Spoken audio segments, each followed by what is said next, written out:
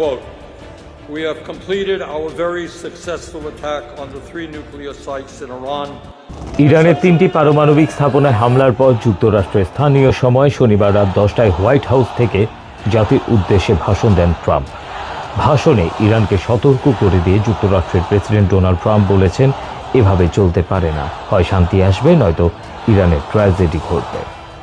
Trump আরও বলেন, গত 8 দিনে আমরা যা দেখেছি তার চেয়েও সেটা অনেক বেশি ভয়াবহ হবে। ইরানের হামলাকে অসাধারণ সামরিক সাফল্য বলেছেন তিনি। ইরানের 3টি পারমাণবিক স্থাপনায় হামলার পর যুক্তরাষ্ট্রের স্থানীয় সময় শনিবার রাত 10টায় হোয়াইট হাউস থেকে জাতির উদ্দেশ্যে ভাষণ দেন ট্রাম্প। ভাষণে ইরানকে সতর্ক করে দিয়ে ট্রাম্প এ সমস্ত কথা বলেন। এক ভিডিও বার্তায় নেতানিয়াহু ইরানে হামলার সিদ্ধান্তের জন্য ট্রাম্পকে অভিনন্দন জানান। তিনি বলেন, এই হামলা ইতিহাস বদলে দেবে। ইসরায়েলি প্রধানমন্ত্রী আরও বলেন, অভিনন্দন প্রেসিডেন্ট ট্রাম্প, যুক্তরাষ্ট্রের অসাধারণ আর ন্যায়নিষ্ঠ শক্তি দিয়ে ইরানের পারমাণবিক স্থাপনাগুলোকে লক্ষ্যবস্তু করার বিষয়ে আপনার দৃঢ় সিদ্ধান্ত ইতিহাসকে বদলে দেবে। ইরানের পররাষ্ট্রমন্ত্রী আব্বাস আরাগাচি বলেছেন, ইরানের 3টি পারমাণবিক স্থাপনায় হামলা চালানোর মধ্য দিয়ে ওয়াশিংটন আন্তর্জাতিক আইন লঙ্ঘন করেছে। শনিবার দিবাগত রাতে ইরানের ফার্দো, নাতাঞ্জ ও ইস্পাহান 3টি পারমাণবিক স্থাপনায় হামলা চালায় যুক্তরাষ্ট্র। এরপর প্রকাশ্যে প্রথম প্রতিক্রিয়া জানাতে গিয়ে ইরানের পররাষ্ট্রমন্ত্রী এই কথা বলেন। সামাজিক যোগাযোগ মাধ্যমে দেয়া এক পোস্টে আব্বাস আরাগাচি জানান, ইরানের শান্তিপূর্ণ পারমাণবিক স্থাপনায় আক্রমণ চালিয়ে জাতিসংঘের নিরাপত্তা পরিষদের স্থায়ী সদস্য দেশ যুক্তরাষ্ট্র জাতিসংঘের সনদ, আন্তর্জাতিক আইন ও এনটিপি গুরুতর লঙ্ঘন করেছে। আব্বাস আরাগাচি আরও জানান, নিজেদের সার্বভৌমত্ব, স্বার্থ ও জনগণকে রক্ষা করার জন্য সব ধরনের পদক্ষেপ নেওয়ার অধিকার রয়েছে ইরানের। তিনি আরও বলেছেন, ইরান তার সার্বভৌমত্ব রক্ষার জন্য সব বিকল্প সংরক্ষণ করছে। সামাজিক যোগাযোগ মাধ্যম এক্সে তিনি লিখেছেন, আজ সকালের ঘটনাগুলো ভয়াবহ এবং এর পরিণতি চিরস্থায়ী হবে। জাতিসংঘের প্রতিটি সদস্যকে এই অত্যন্ত বিপজ্জনক, আইনহীন এবং অপরাধমূলক আচরণের জন্য সতর্ক থাকতে হবে। মার্কিন হামলার পর আলোচনার টেবিলে ফিরতে ইরানের পক্ষ থেকে কি কি শর্ত থাকবে জানতে চাওয়া হয় দেশটির পররাষ্ট্রমন্ত্রী আব্বাস আরাগাচির কাছে। তুরস্কের রাজধানী ইস্তাম্বুলে ওই নিউজ কনফারেন্সে তিনি বলেন, এই মুহূর্তে কূটনীতির টেবিলে ফিরে যাওয়া অপ্রাসঙ্গিক। আমরা কূটনীতি পর্যায়ের মাঝামাঝি অবস্থানে ছিলাম, কিন্তু ইসরায়েল হামলা চালিয়ে সেখান থেকে আমাদেরকে সরিয়ে দিয়েছে। পরবর্তীতে পারমাণবিক কর্মসূচিতে ইউরোপীয় নেতাদের সঙ্গে আলোচনার ক্ষেত্রেও আমরা মাঝামাঝি অবস্থানে ছিলাম। 2 দিন আগেও জেনেভাতে তাদের সঙ্গে বৈঠক হয়েছে, কিন্তু মার্কিন হামলার মাধ্যমে সেই আলোচনাও এখন ক্ষীণ হয়ে পড়েছে। সুতরাং কূটনৈতিক আলোচনার প্রচেষ্টা নিয়ে চরম বিশ্বাসঘাতকতা করেছে যুক্তরাষ্ট্র। ইরানের রেভলিউশনারি গার্ড কোর বলছে, ইরানে হামলা করে যুক্তরাষ্ট্র অপরাধ করেছে। মার্কিন সরকার অতীতের মধ্যপ্রাচ্যের যুদ্ধগুলো থেকে শিক্ষা নেয়নি। ইরানের পারমাণবিক স্থাপনায় আজকের বোমা হামলার পরিণতি ভোগ করবে যুক্তরাষ্ট্র। রোববার এক বিবৃতিতে আইআরজিসি বলেছে, যুক্তরাষ্ট্রের অতীতেও এমন ব্যর্থ হামলা করেছে। এই সমস্ত হামলার পুনরাবৃত্তি মার্কিন কৌশলগত অক্ষমতা প্রকাশ করে। এবারে ইরানের হামলা মধ্যপ্রাচ্যের বাস্তবতার প্রতি অবহেলা প্রদর্শন করছে। ইরানের আধা সামরিক বাহিনী জানিয়েছে, আমরা আজকের হামলায় অংশ নেয়া মার্কিন বিমানগুলো কোথা থেকে উড্ডয়ন হয়েছে সেই সব স্থানগুলোকে শনাক্ত এবং পর্যবেক্ষণ করছি। ইরানের রাজনৈতিক বিশ্লেষণ মাহাদি বলেন, ইরান আর কোনো লাল রেখা মানে না।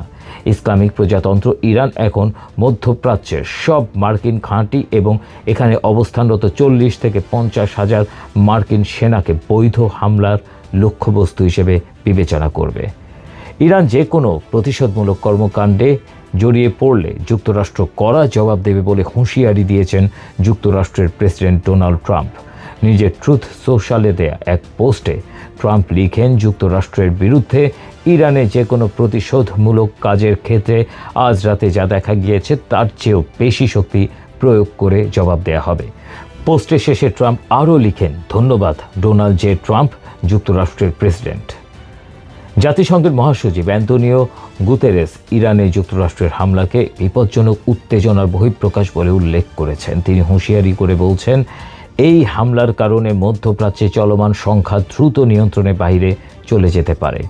অ্যান্তোনিও গুতেরেস সামাজিক যোগাযোগ মাধ্যমে দেয়া এক পোস্টে লিখেছেন, আজ ইরানের উপর মার্কিন বল প্রয়োগের ঘটনায় আমি গভীরভাবে উদ্বিগ্ন।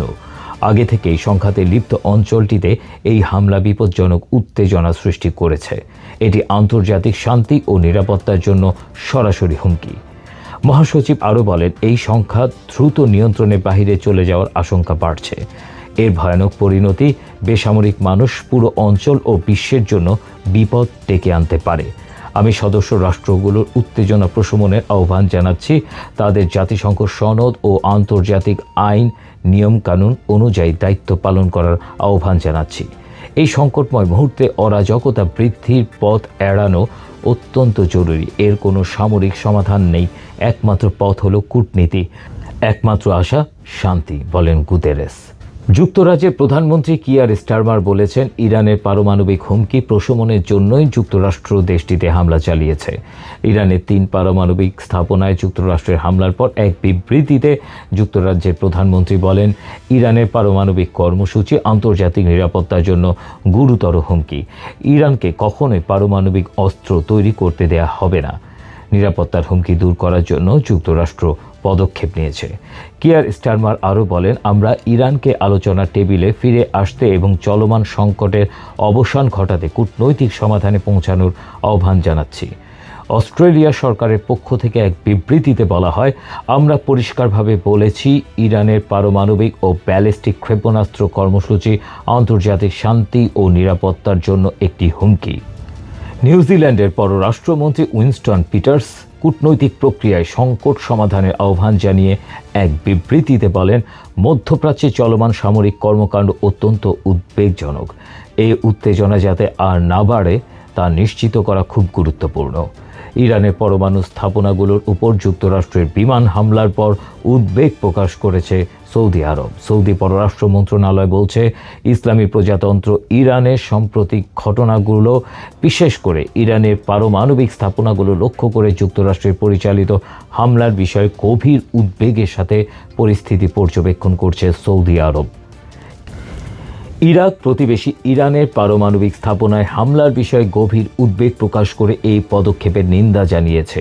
এই হামলায় যে সামরিক উত্তেজনা বৃদ্ধি পেয়েছে তা আঞ্চলিক শান্তি ও নিরাপত্তার জন্য গুরুতর হুমকি সৃষ্টি করেছে বলেও উল্লেখ করেছে দেশটি।